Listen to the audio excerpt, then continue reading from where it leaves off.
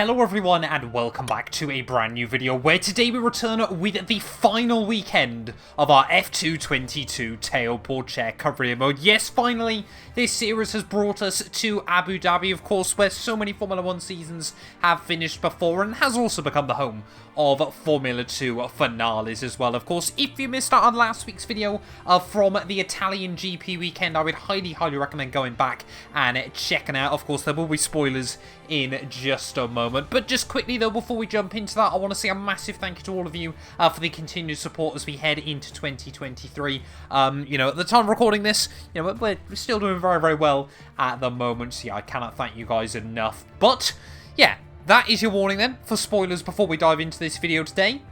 We've done it. We're officially Formula 2 champion, racing with tailboard chair there. A 58-point lead over Felipe Drugovich as we head into the final race weekend of the year. So we're going to be starting from the back in both the sprint race today and the feature race tomorrow. A bit of fun, you know, to finish out this campaign. There is still a little bit to play for in the Constructors' Championship. Technically, UNI Virtuosi, MP Motorsport, and ART could still all be crowned champions come the end of this weekend. But we've got about a 32-point lead over UNI Virtuosi, so we'll wait and see what happens. But yeah, let's get into it then. Final race weekend of the year, starting from the back. Hopefully we can have a bit of fun with it and just go out and enjoy ourselves. It's race day for our young drivers here in the United Arab Emirates, where the Yas Marina circuit is about to play host to the Abu Dhabi Formula 2 race. Let's get started.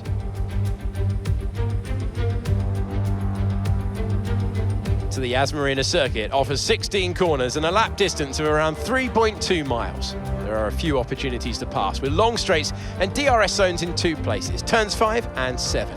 Plenty of close racing then, plenty of speed and plenty of excitement for the fans, no doubt.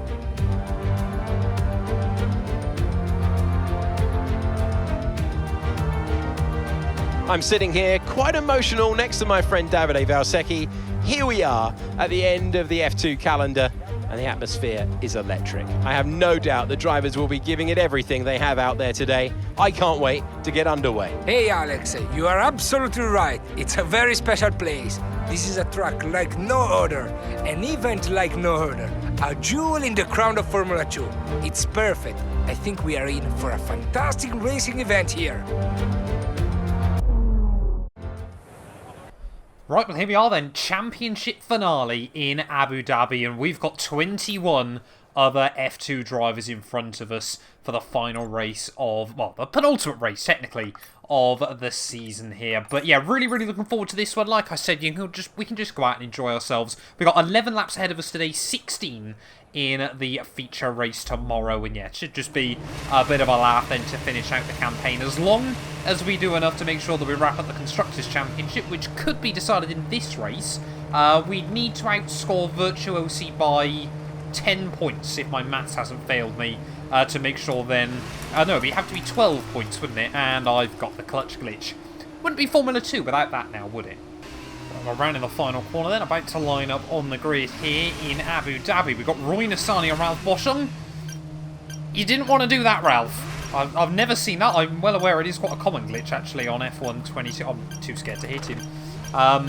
That's not quite what you wanted to do there, Mr. Boschung. But yeah, like I was trying to say, our two drivers that are yet to score points this year just in front of me on the grid, and one of them now is going to be just behind me at the start, as I've got no idea what's going to happen to Boschung now. 5 red lights. And it's lights out, and away we go then. And Ralph Boschung is having to reverse his way off the start. So, I mean, that basically sums up an F2 campaign this year. So we head down in towards turn 1, but just trying to make sure that we get through all nice and tidy there. Like I said, we've got 11 laps to try and make some progress today. But yeah, really, like I said, we're just going to have a bit of fun with it. We just need to make sure that we do win the Constructors' Championship there. It's already 3 wide almost with Nassani and Dennis Hauger. We'll have a look to the inside there, but not confident that Nassani was going to give me any room there, as we try and look up the inside now of Yuri Vips and Enzo Fittipaldi there. Of course, the track arcs back over to the left-hand side as you head out of that hairpin, so we did have to be a bit careful. We made sure to give them both enough room there, as we might try and go 3 wide. No, Fittipaldi going to try and look to the inside there, so we're going to try and get to the outside, and we find an avenue. Look at that, around the outside of about 4 cars down the end of the back straight there. There were yellow flags out, but Don't know who that was for, as we've jumped our teammate as well, Fred Vesti, in the process. So 6 places gained already on the opening lap here in Abu Dhabi.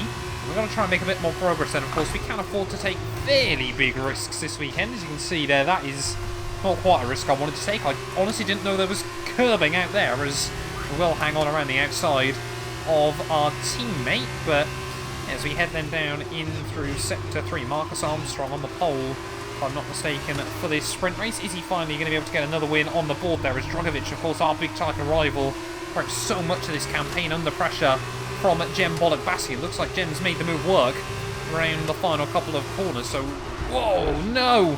Tiny bit of front wing damage there of Cannon Williams, but shouldn't cost us too much. As you can just see, one of the spokes flying off the front wing, and that settles it then for all of you that try and claim I don't have damage on in this series. What do you think of that?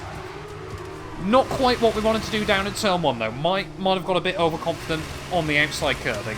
Unfortunately now we might run into some slightly bigger issues, as all the AI, of course, have got the DRS on each other, and I'm still not quite within the range of Dennis Hauger, so we're going to lose a bit of time down the straights. All we can hope for is that they do battle each other, but yeah, really not the ideal start to our championship weekend, but I did say we're just going to enjoy it. Like I said, it's just a question of what you and I virtuosi can do. There we go, new fastest lap of the day then. Of course, we're really the only car in clear air. That's another 2.5 taken out of Hauger. The DRS is hindering the AI more than it's helping them. So, of course, the other weird thing about Abu Dhabi, where I don't know what it is, but I really have struggled to learn this new version of the circuit on F1 22, that I've barely learned it in a Formula 1 car, so it feels really alien driving it in a Formula 2 car. I know I quite often get questions from people asking how I can just sort of pick up most circuits without racing line. Abu Dhabi has not been one of those circuits so far on this game, as now we're finally back in the DRS range of Dennis Hauger. We've got half a race to try and make an impact. There we go, another new fastest lap of the day though, 36.6. All over the back of Dennis Hauger. Yeah, really hasn't had the strong F2 season I'm sure he would have wanted, a bit like real life. I honestly thought we'd see Hauger absolutely dominate F2 in a similar fashion to how he dominated F3 the year before, and I thought he would be called up into AlphaTauri for 2023, but yeah, definitely got that one wrong. He's trying to fill the mirrors of the young Norwegian driver there. I was honestly quite tempted to do a series as Dennis Hauger. The toss-up was between Hauger, Pourchaire and Felipe Drogovic for this series, but I thought, we've done so many seasons with Prema before, well, I wanted to try something different there, and I also wanted to try it with not the real champion. There's up the inside of Hauger will go. Nice slot through there, nice brave dive bomb on the brakes, and we'll then just get a truckload of wheel spin again on the exit. I don't know what it is about Abu Dhabi on F1 22, but there's no grip on this circuit in the F2 cars whatsoever. So once again, we're definitely running a little bit more downforce than the AI, as I was a bit worried about how much Hauger would brake through that penultimate corner, but need to try and find the way back round him once more. We've already overtaken him, well, twice actually, in this race, of course. We have kind of ruined half this race with that spin early, but of course, yeah, still got to try and do what we can. So we'll follow him through turn 2 and turn 3 then, nice and early on the throttle there, using 4th gear just to try and rotate the car through the corner a little bit more, as we'll duck out the slipstream last moment, and again, it'll be 2 dive bombs in 2 laps then on Hauger, and are we going to see Ralph Boschung try and get the run on Enzo Fittipaldi there? Honestly, quite impressive that Boschung has been able to catch back up to the rest of the pack as quickly as he did, as here goes Boschung then to the outside of Fittipaldi down the back straight. Roy Nassani just in front of the pair of them, and can we try and be quite strategic? So a little bit of front locking. Want to see if we can try and get a switch on the pair of them off the corner. Just about keep the car pointing where we wanted it to that time around, as Fittipaldi tried to duck into the slipstream. Boschung won't have any DRS either, so are we going to be able to have a look around the outside of the Swiss racing driver as well? Deep late on the brakes in through Sector 3, and we've pulled off a double overtake then. We are now up into P19. Right, come on then, 3 laps to go as we tip our way through turn 1. Got to try and find the move on Roy Nassani. Might be able to go for something down in towards the hairpin, as you can just see, trying to hang on using all the curbing around this venue. We should be able to get the DRS. I'm going to try and make the move straight after there, as where Verstappen took his World Championship, of course, back in 2021. overtaking Roy Nissany isn't quite the same as overtaking Lewis Hamilton, but it is still an overtake at the same corner there, as Nissany won't even have the DRS off the Yuri Vips in front of him. But yeah, back to P18 then. It really has not quite been the glimmering final sprint race of the year I'd hoped for, but yeah, as long as we get a good feature race tomorrow, that's kind of really what matters in my mind anyway now. Lap and a half to go then here, and we have now clawed in on Yuri Vips as we head in towards the slightly banked turn, I don't know, 10, 11? I don't really know Abu Dhabi corner numbers, truth be told there, but looks like it is still going to be Marcus Armstrong who takes the final sprint race victory of the year there. Oh, Yuri Vips, big mistake though, big front double lockup as we head under the hotel, and are we going to be able to get the car to the inside? Yes, we will.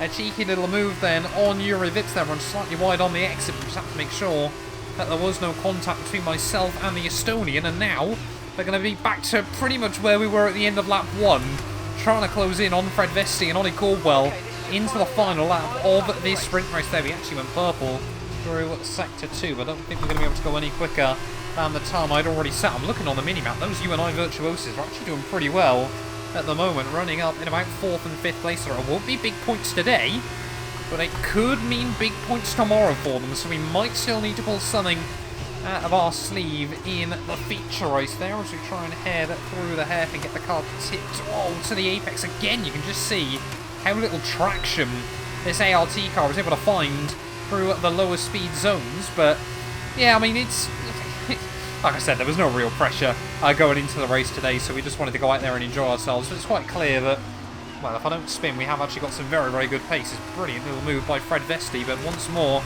can I try and go for another double overtake there? Whereas Ollie Caldwell will not get the run off the corner. We're going to make sure we get inside the wheel tracks of our teammate here as we head up the back straight. Tyre wear warning light has just come on, and to the outside are not only one, but 2 cars there, but hanging on by the skin of our teeth to the tyres. They're all contact, as we were actually 3 wide off the corner. I apologise there to Fred Vesti.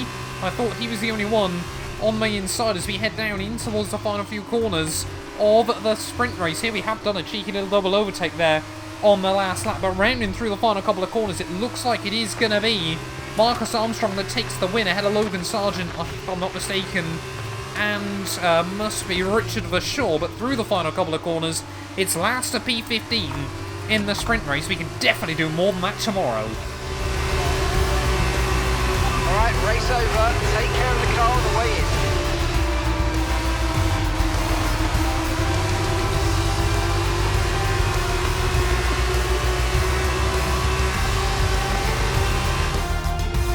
Brilliant stuff from High-Tech GP today. What a superb victory. Tell me, Davide, what was the key to this success? This race, this win, was about one thing and one thing only: consistency. Anyone can be quick for just one lap, but there's a difference between that and being quick every lap, over and over and over. If you can do that, if you can gain ground when your opponents make mistakes, but then not make mistakes on your own, you can just push and push.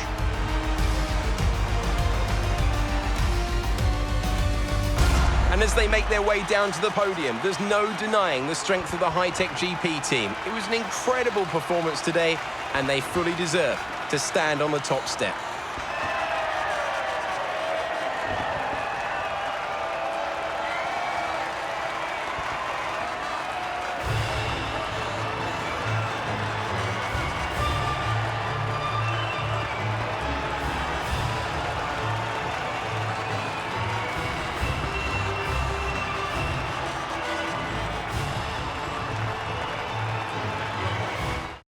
And so, driver of the day then, Davide Valsecchi, who do you think you'd go for? Difficult call, but I'd like to say Theo Pourchaire. He's just so gifted at getting the most out of the tires, and he showed that today. And here's how things are shaping up in the Teams Championship. We saw a dip in form from the championship leaders today. Their lead has taken a significant blow. Meanwhile, Carlin moved up the table with another strong performance this weekend. After all this drama, you'll be mad not to join us for the next race. We hope to see you then. Take care. Well, there we are then, the end of the F2 sprint race, the final F2 sprint race of this crazy career mode there, and it is Marcus Armstrong who takes the race victory there with fastest lap, able to get the jump on fellow Kiwi Liam Lawson there. I apologise, I thought it was Sargent running up in P2. But for sure, third ahead of, yeah, both you and I Virtuosis. They're going to be looking very, very strong as we head into the final race tomorrow there. Jan Aruvula in 6th ahead of Cordil, Novalak, Bolek Bassi and Felipe Drugovic rounding our top 10. So yeah, it is going to be Chem on the pole ready for the race tomorrow. Will he finish the year with a strong result just like he started it? Apparently he comes alive in the Middle East races as well. But yeah, only P15 for ourselves, but like I said, we're not really too worried about it at the moment there. It does, however, mean, of course, Drivers' Championship, a couple of people moving around. For sure, rejumps his teammate Sato, gets past Sargent. Teams-wise, 23 points though, so it is only now Virtuosi versus ART as we head into the final race of the year. We have to score, well, theoretically we need 21 points to guarantee ourselves that, but that would require a win, and you and I Virtuosi therefore couldn't win and therefore wouldn't score enough points.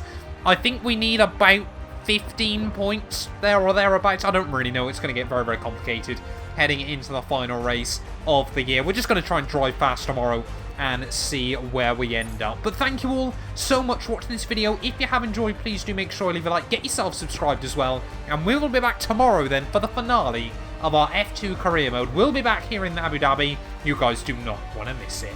None of these videos would be possible without the help of our channel members, so a massive thank you to all of the names you see on your screens currently for helping support the channel. You can join them by clicking the join button down below, and yeah, thank you once again to everyone that continues all the insane support on my work.